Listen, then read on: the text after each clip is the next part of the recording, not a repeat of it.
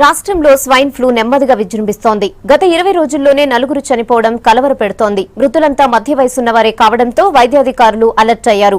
సిటీలోని 2 ప్రభుత్వ హాస్పిటల్స్ లో స్వైన్ ఫ్లూ వార్డులు ఏర్పాటు చేశారు. స్వైన్ ఫ్లూకు సరైన జాగ్రత్తలు పాటించకుంటే H1N1 వైరస్ బారిన పడే ఛాన్స్ ఉందని డాక్టర్లు హెచ్చరిస్తున్నారు.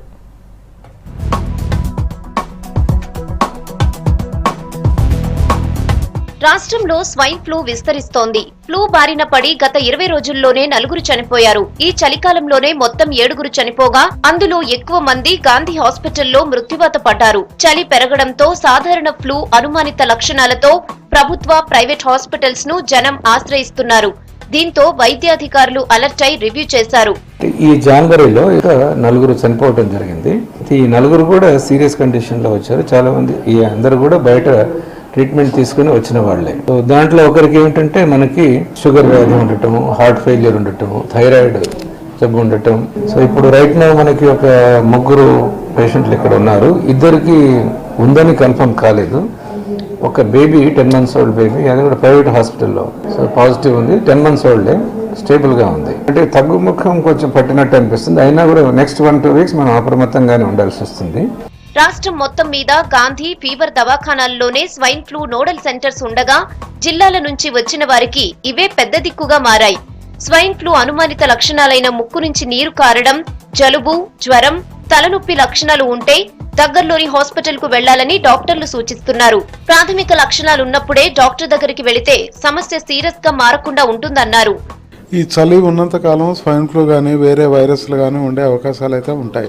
బయలటరల్ న్యూమోనైటిస్ అంటే 2 పక్కల మనకి ఊపిరితిత్తుల్లో న్యూమోనియా వచ్చి అంటే స్వైన్ ఫ్లూ లక్షణాలతో వస్తున్నాయి. వాటందరికీ మనం ఇమీడియట్ గా స్వాబ్ తీసుకొని పంపిస్తున్నాము. దగ్గు, జలుబు, కళ్ళమ్మటి నీరు కావటము, కళ్ళు మంటలు ఉండటము, ఫీవర్ రావటము, కొందరిలో రేర్గా ర్యాష్ కూడా ఉండటము, ఇటువంటి లక్షణాలు ఉంటాయి.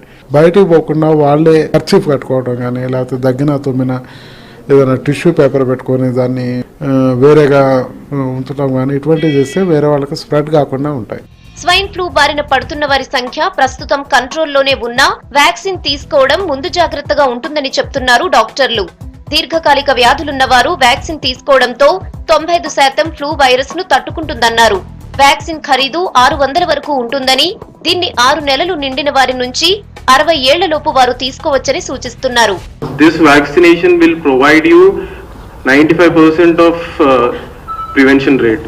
సో ఈ వ్యాక్సినేషన్ తీసుకున్న తర్వాత వ్యాధి ఎంతవరకు రాదు మనకి అంటే 95% రాదు.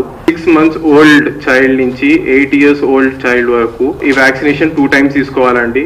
8 years నుంచి 59 years ఏజ్ వరకు ఒక సింగిల్ డోస్ అయితే చాలు.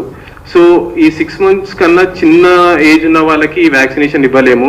చలికాలం మరో 15 రోజులుండే అవకాశం ఉండటంతో ఫ్లూ వైరస్ ను గుర్తించి స్క్రీనింగ్ చేసేందుకు గతంలో మాదిరిగా రైల్వే స్టేషన్స్, బస్టాండ్స్ లాంటి రద్దీ ప్రాంతాల్లో అవేర్నెస్ క్యాంపులు పెట్టాలని జనం కోరుతున్నారు.